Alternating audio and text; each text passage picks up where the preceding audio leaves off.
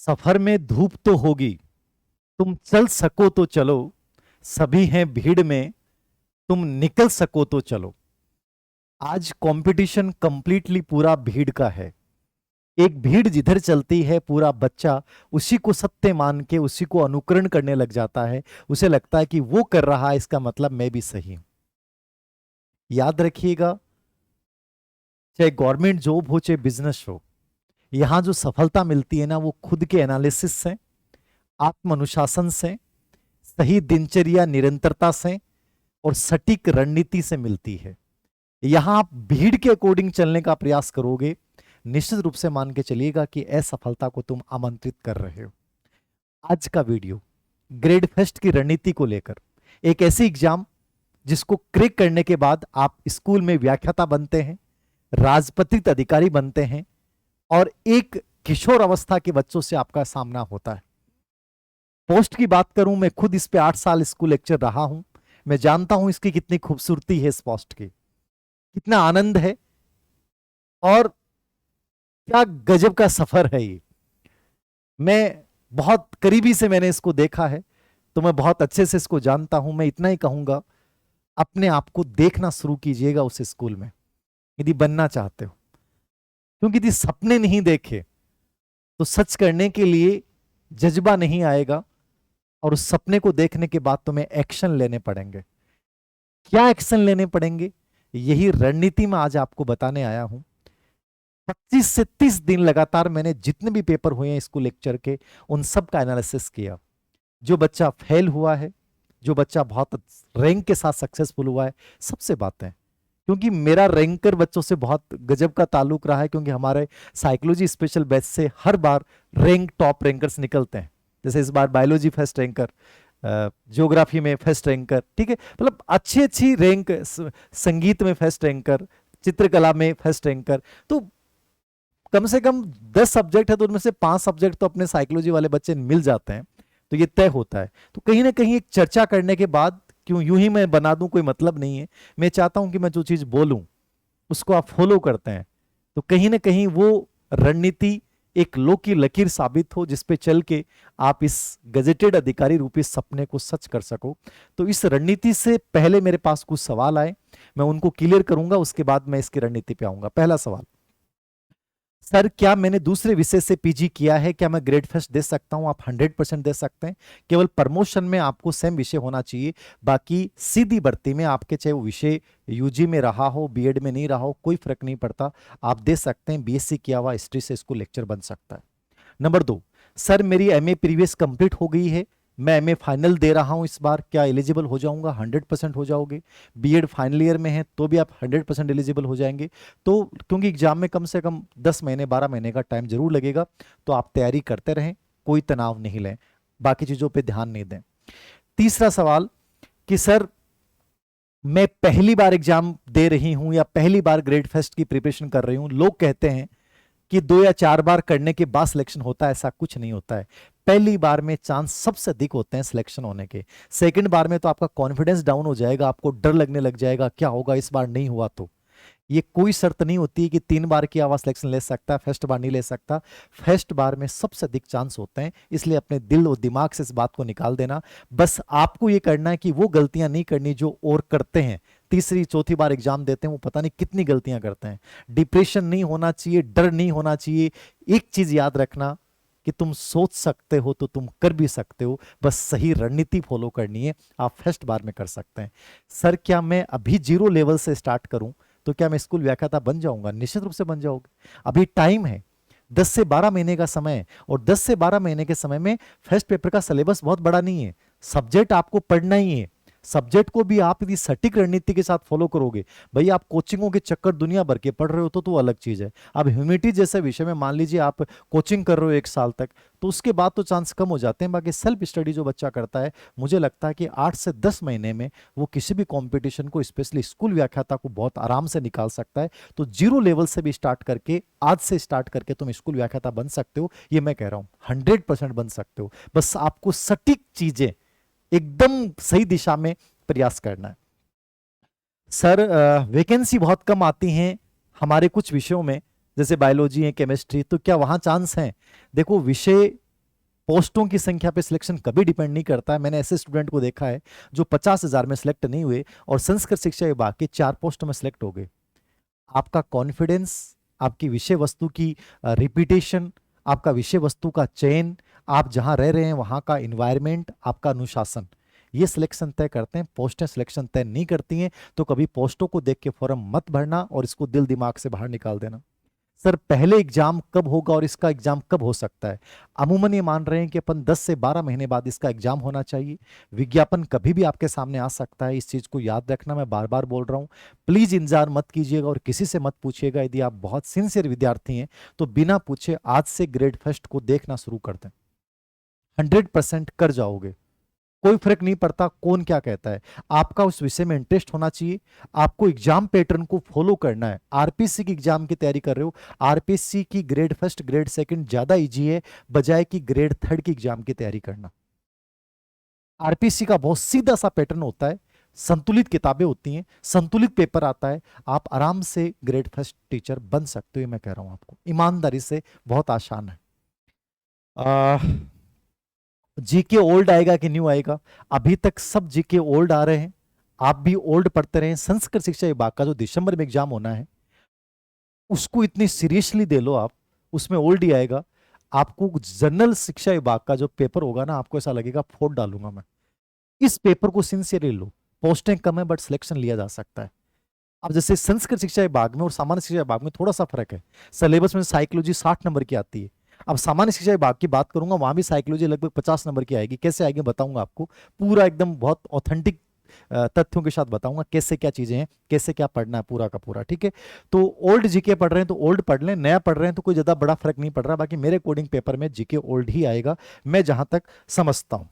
सबसे बड़ी चीज ये है कि आपने यदि मानस बना लिया है तो उस पर डाउट मत करना कि सर कोई ये कह रहा है कि मैं ये कर लूं, कोई ये कह रहा है कि मैं कर लूं। देखो, डाउट करना है तो इस वीडियो को मत देखना। इस वीडियो को वही बच्चा देखेगा जो आत्मविश्वास से युक्त है और जो ये कह रहा है कि सर मैं स्कूल व्याख्याता बन के आपके पास पेन लेने आ रहा हूं। वही बच्चा इस वीडियो को पूरा देखना, इस रणनीति को फॉलो करना। जहां कहीं प्रॉब्लम हो, पूरे साल भर में आपके साथ हूं, मेरे से बात कीजिएगा। एक एक वीक पॉइंट पे काम करना, जो स्ट्रॉन्ग पॉइंट है उनको लास्ट में देख लेना, कैसे क्या करना है, एक रूटीन बनाइए। मैं तो ये मानता हूं कि 1 साल का टाइम है, यदि तुम 8 से 10 घंटे अपने लिए निकाल लेते हो तो आप स्कूल व्याख्याता बन जाओगे। मैं ज्यादा समय नहीं मांग रहा, आप जॉब कर रहे हैं करते रहें, कोई फर्क नहीं पड़ेगा, बट 8 से 10 घंटे आप निकाल लो ईमानदारी वाले, जहां आप कंप्लीट पढ़ें, बाकी और चीजें नहीं आए। फोन को आप मैक्सिमम एयरप्लेन मोड पे रखो, अनावश्यक प्रकार की उससे गाइडेंस ले रहे हो, उससे गाइडेंस ले रहे हो, 1000 गाइडेंस मत लीजिए। जहां विश्वास है, जिस टीचर से पढ़ रहे हो उस पर विश्वास कीजिए और उसी को सब कुछ मानते हुए अच्छे से करिए, 100% आप लग जाओगे। बाकी सर जितने लोगों से बात करोगे ना, सबकी अलग बातें हैं। कोई कहेगा ये किताब बहुत अच्छी है, कोई कहेगा ये किताब बहुत अच्छी है। सबकी अपनी अपनी राय होती है, सबके अपने अपने पूर्वाग्रह होते हैं, सबके अलग अलग व्यूज होते हैं।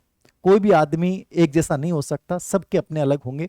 तो आपको जो बेटर है, वो जहां विश्वास है उस चीज को फॉलो कीजिए। बस आपको उस व्यक्ति पे, इंसान पे भरोसा होना चाहिए कि आदमी बोल रहा है ये सच में सही बोल रहा है, फिर उस चीज को फॉलो कीजिए। ठीक है, तो ये ग्रेड फेस्ट की रणनीति मैं आपको कंप्लीटली बता रहा हूं, इसको फॉलो कर लीजिएगा। ये कंप्लीटली एनालिसिस पे आधारित है। देखिए, ग्रेड फेस्ट में आपके 2 पेपर होते हैं। आपका ये फर्स्ट पेपर है जिसमें 75 क्वेश्चन आएंगे 150 नंबर के, ये क्वेश्चंस हैं और ये मार्क्स हैं। आपका सेकंड पेपर जो है वो 150 क्वेश्चन आएंगे 300 नंबर के, यानी ये मोस्ट इंपॉर्टेंट है। अब आपके सामने एक बड़ा सवाल होता है कि पिछली भर्ती में बहुत सारे बच्चों ने सब्जेक्ट में बहुत अच्छा स्कोर किया, लेकिन फर्स्ट पेपर में 40% नंबर नहीं ला पाने से वो स्कूल व्याख्याता नहीं बने। क्या वो रूल सर है? 100% है, मैं दिखा दूंगा आपको। 40% नंबर मिनिमम आपको लाने होंगे, मिनिमम 40% नंबर आपको लाना जरूरी है दोनों पेपरों में। 40% इसमें भी, 40% इसमें भी। यदि यहां 40% नंबर नहीं लाते हो तो आप इसमें एलिजिबल ही नहीं हो पाओगे। तो 40% नंबर लाना जरूरी है। केवल एससी और एसटी को 5% की इसमें छूट है, यानी वो 35% उनको लाने अनिवार्य हैं। तो 40% नंबर लाने हैं। और इसमें मैं फिर कह रहा हूं जोर देके, केवल सब्जेक्ट पे ध्यान मत देना, दोनों पेपरों में बैलेंस स्थापित करके चलना है यदि स्कूल व्याख्याता बनना है। और अभी से दिल लगा के पढ़ाई करना, क्योंकि आप कोई कोचिंग के चक्कर में पड़ जाते हो या कुछ भी करते हो, यदि रिवीजन नहीं कर पाओगे तो चाहे दुनिया की किसी कोचिंग से कर लेना, वो कोचिंग का मैटर पूरा बेकार है।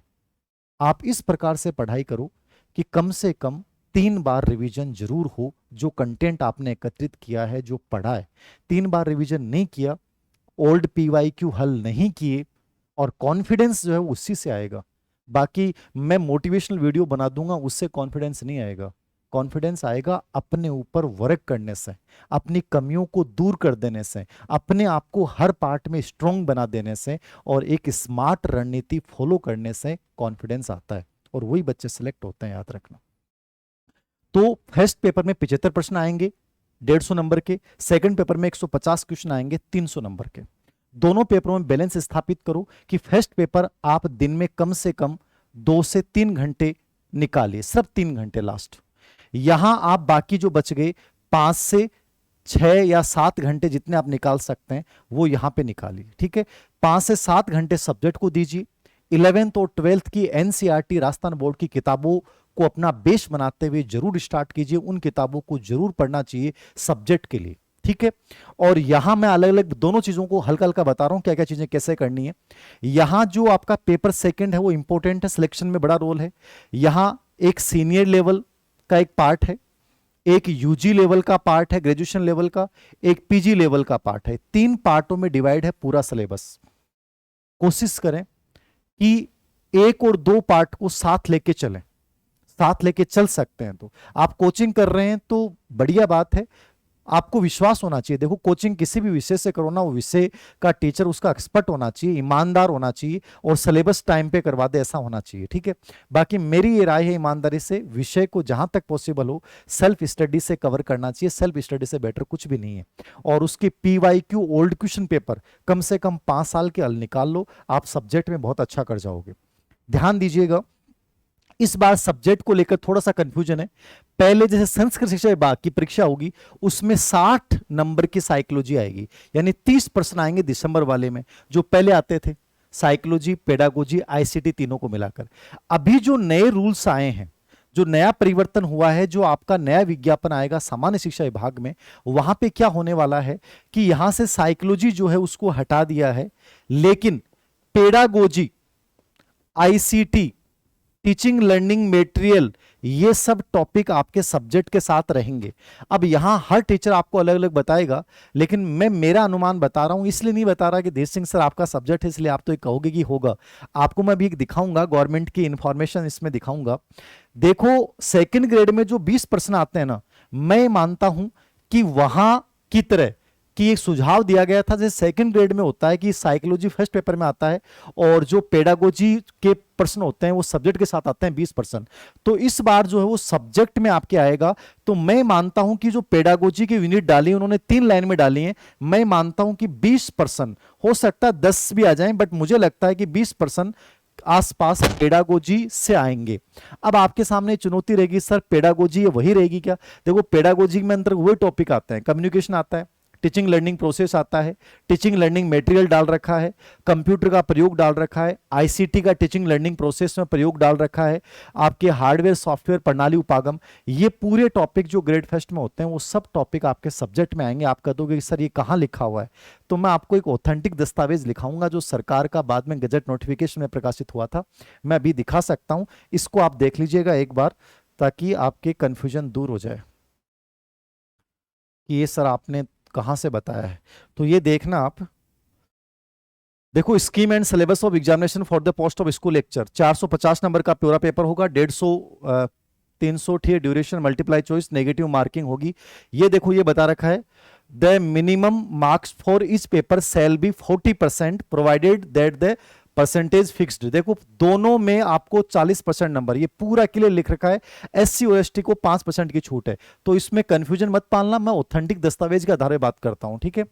उसके बाद आपका पेपर फर्स्ट है, इसके अंतर्गत जो इन्होंने डाला है वो डाला है history of Rajasthan, Indian history of, ये जो 15% आएंगे, मेंटल एबिलिटी और हिंदी इंग्लिश ये 15, करंट अफेयर्स के 10% आते हैं, general science, Indian polity, geography of Rajasthan, ये टोटल 15 नंबर की। एजुकेशनल साइकोलॉजी, अब यहां पहले एजुकेशनल मैनेजमेंट था और आरटी 2009 था, एजुकेशनल साइकोलॉजी यहां पे इन्होंने जोड़ा है, अब आपके सामने कंफ्यूजन आएगा कि सर एजुकेशनल साइकोलॉजी इन्होंने जोड़ा तो एजुकेशनल साइकोलॉजी में क्या आएगा?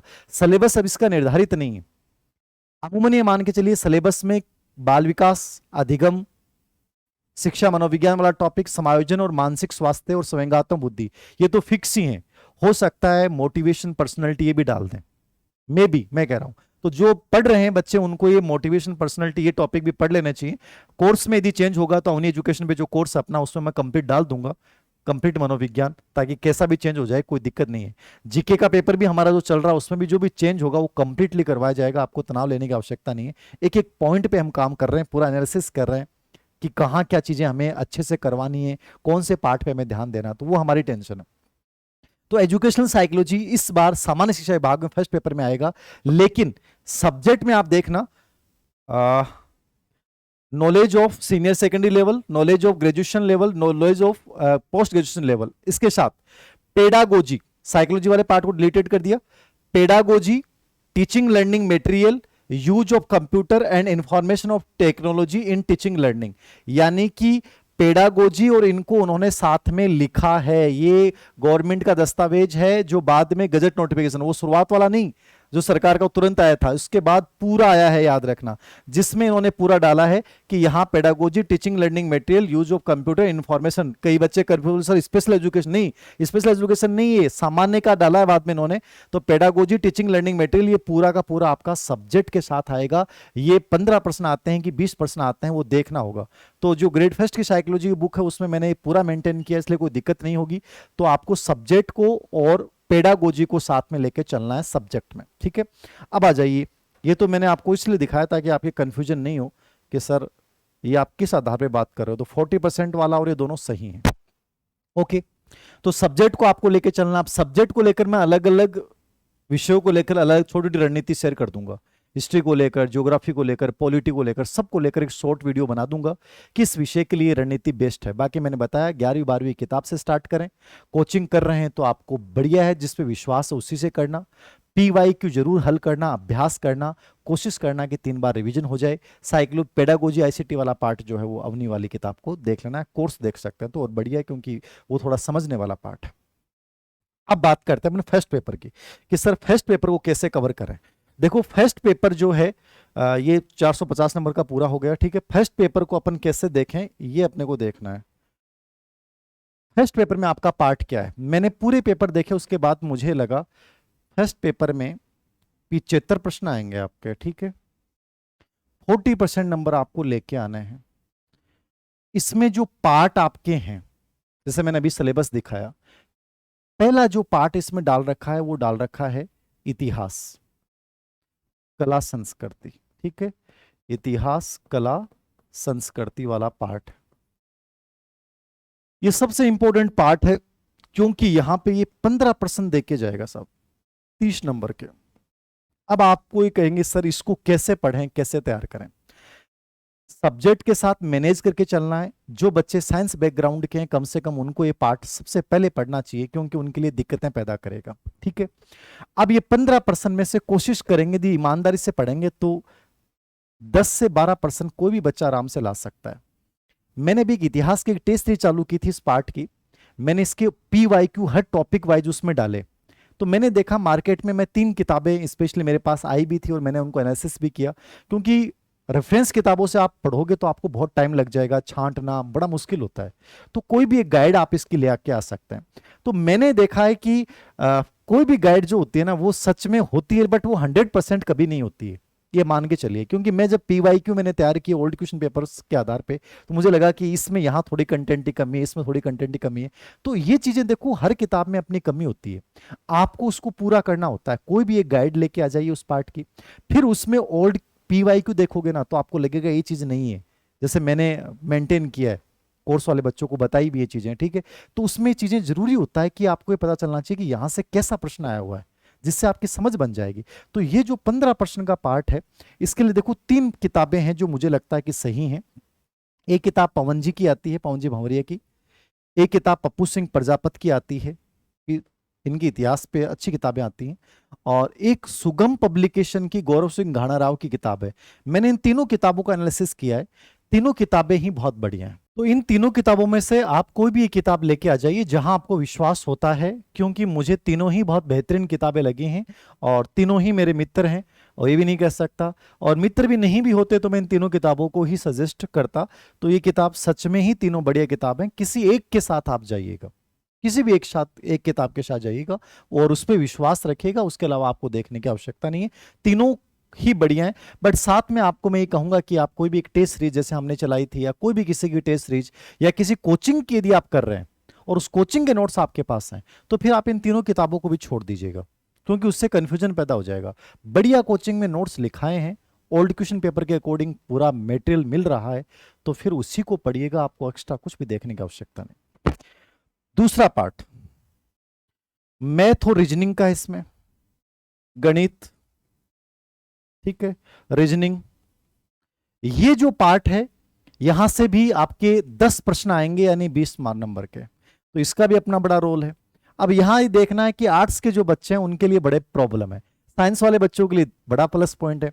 तो आर्ट्स वाले बच्चे कम से कम मैं आपसे निवेदन करूंगा कि इसमें जो रीजनिंग के 5 प्रश्न है या 4 प्रश्न है, ये आप जरूर करना, पूरे पार्ट को मत छोड़ना। यदि आपको लगता है कि सर मैं छोड़ दें, छोड़ो तो छोड़ देना, बट कम से कम रीजनिंग पार्ट जरूर करना। और यदि यहां आप ये पर्सन लीड कर जाते हो तो आप मान के चलना कि आप बहुत एडवांस निकल जाते हो।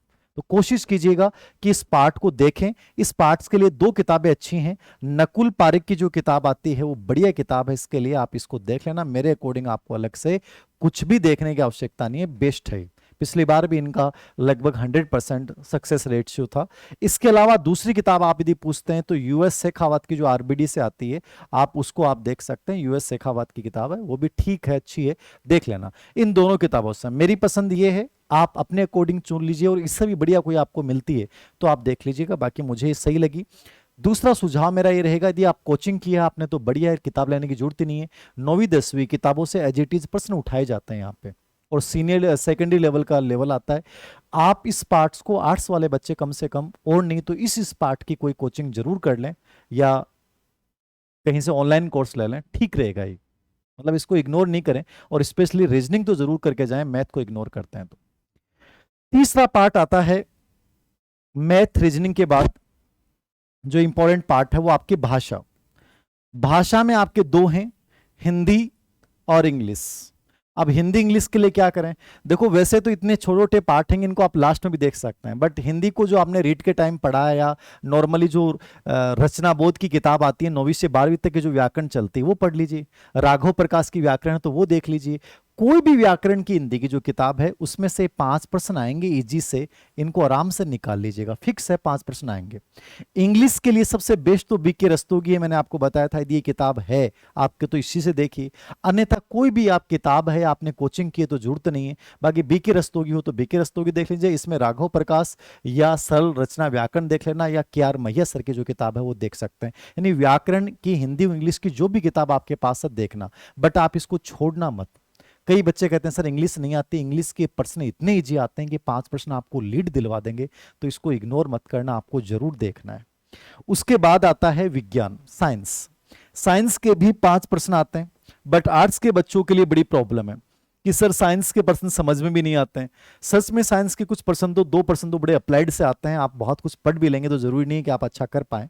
मेरी तो ये राय है कि 9वीं 10वीं की किताबों में जो सिलेबस के अकॉर्डिंग टॉपिक हैं उनको आप पढ़ के जाइए। यदि बेस्ट सामग्री आपको चाहिए तो मार्केट में कोई अच्छी गाइड इसको लेकर, पर्टिकुलर पार्ट को लेकर कोई गाइड नहीं है। 1-2 गाइड आई है पर्टिकुलर पार्ट को लेकर, मैंने देखा, लेकिन वो अच्छी नहीं है, उसमें बहुत सारी गलतियां हैं। तो कोशिश ये कीजिए कि इसके 9वीं 10वीं की जो किताबें हैं उनमें से उन टॉपिकों को देख सकते हैं, या इन टॉपिक्स के ओल्ड PYQ देख लोगे तो भी यहां से आपका प्रश्न हो जाएगा। एक हेमराज जी सर हैं, बायो के कॉलेज लेक्चरर हैं, इनके मैंने एक वीडियो भी डाला था। इनकी एक PYQ की किताब आएगी ओल्ड क्वेश्चन पेपर की, आप उसको यदि देख सकते हैं, उनमें से इन टॉपिक से रिलेवेंट वो किताब वैसे साइंस के सभी बच्चों के लिए आएगी, CET वगैरह सब एग्जाम्स के लिए, बट ये जो 5 प्रश्न वाले टॉपिक है ना वो इस किताब से देख लीजिएगा, इनफ है। बाकी मैंने ये भी कहा था इनको कि YouTube पे या हमारे अवनी एजुकेशन ऐप पे 5 प्रश्नों का एक मटेरियल, कुछ वीडियो आप बना दीजिए 7-8, ताकि बच्चों की हेल्प हो जाए। तो शायद ये भी जल्दी हो जाएगा, ये पर्टिकुलर पार्ट के अलग छोटे कोर्स हम लॉन्च कर दें ताकि बच्चों को फायदा हो जाए, बट खुद भी आप पढ़ सकते हो। तो इसके लिए आप यहाँ से पार्ट देख लेना, या 9वीं 10वीं किताब से देख लेना, या लूसेंट से देख लीजिएगा। उसके बाद आता है आपका ज्योग्राफी, भूगोल। भूगोल जो आएगा वो केवल राजस्थान का आएगा, केवल राजस्थान की ज्योग्राफी आएगी। तो राजस्थान की ज्योग्राफी के लिए आपके पास यदि पहले से कोई गाइड है तो उसी को पढ़ लीजिए। जैसे मान लीजिए पेनोरमा की गाइड आपके पास पड़ी है तो बेस्ट है। किसी भी पब्लिकेशन की, लक्ष्य है, आरबीडी है, सिखवाल है, कोई भी पब्लिकेशन की गाइड है, नाथ है, कोई भी है, आप पढ़ लीजिए, उसको कोई फर्क नहीं पड़ेगा। बाकी मुझे सबसे अच्छी ज्योग्राफी में राजस्थान ज्योग्राफी की किताब लगती है, वो धिंदवाल की लगती है। किसकी लगती है? धिंदवाल की सबसे ठीक है राजस्थान ज्योग्राफी किताब जो इनका, वो एडिशन बढ़िया है। इसके अलावा आप ज्ञान सरोवर की भी एक लेटेस्ट किताब आई है, वो भी छोटी सी और बहुत बढ़िया किताब है। तो इन दोनों किताबों में से आप राजस्थान का भूगोल देख लीजिएगा, इनफ है, इसके अलावा आपको कुछ नहीं देखना। यदि आपके पास पहले से राजस्थान भूगोल की कोई किताब है तो उसी को फॉलो कर लीजिएगा। ये दोनों किताबें भी आपको देखने की जरूरत नहीं है। और यदि किसी कोचिंग के नोट्स आपके पास हैं, जैसे राजस्थान ज्योग्राफी के स्प्रिंग बोर्ड्स के नोट्स हैं, क्योंकि स्प्रिंग बोर्ड की ज्योग्राफी की जो नोट्स है ना वो सबसे बेस्ट है। जो लक्षिता मैम ने करवाया बहुत बढ़िया करवाया उनका, तो उनके नोट्स यदि आपको मिलते हैं तो वो बेस्ट हैं। उसके अलावा ये किताब भी आपको देखने की आवश्यकता नहीं है, उनको आप फॉलो कर लीजिएगा, इनफ है, ठीक है। भूगोल हो गया, हिंदी हो गया, अंग्रेजी हो गया, विज्ञान हो गया, गणित हो गया, भारतीय इतिहास हो गया। फिर आप राजव्यवस्था वाला पार्ट, राजव्यवस्था में पॉलिटी का जो पार्ट है आपके, वो केवल भारत का आएगा फर्स्ट ग्रेड में, ठीक है। तो भारत में आप सबसे बेस्ट किताब तो लक्ष्मीकांत है, बट लक्ष्मीकांत की किताब बहुत मोटी है।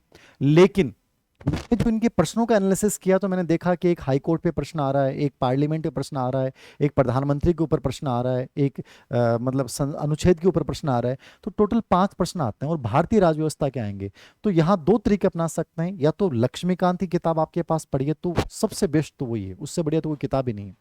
दूसरी यहाँ पे किताब है प्रदीप बोर्ड सर की, ये बहुत अच्छी किताब है, बट इस किताब की मार्केटिंग नहीं हुई इसलिए इस किताब को ध्यान नहीं जाता। बाकी राजस्थान में जितनी भी पॉलिटी किताब चलती हैं सबसे बढ़िया किताब है, इसमें ओल्ड पीवाईक्यू भी डाल रखे हैं, बट इसकी पब्लिक मतलब मार्केटिंग कोई सजेस्ट नहीं करता है क्योंकि लोगों को पता ही नहीं है। बट ये किताब बहुत अच्छी है, सच में बहुत अच्छी है। इसको यदि आपको मिल जाती है तो ये देख लीजिएगा, या एम लक्ष्मीकांत देख लीजिएगा। फिर भी राजव्यवस्था के प्रश्न समझ में नहीं आते हैं तो आपने कहीं भी किसी कोचिंग से कोर्स ले रखा तो वो पढ़ लीजिएगा। एक ओम जी सर ने इसका अलग से पार्ट डाल रखा है, ओम जी सर जो आरएस हैं, उन्होंने बहुत अच्छे से ये 5 टॉपिकों को बहुत बढ़िया तरीके से समझाया है अपने अवनी एजुकेशन ऐप पे।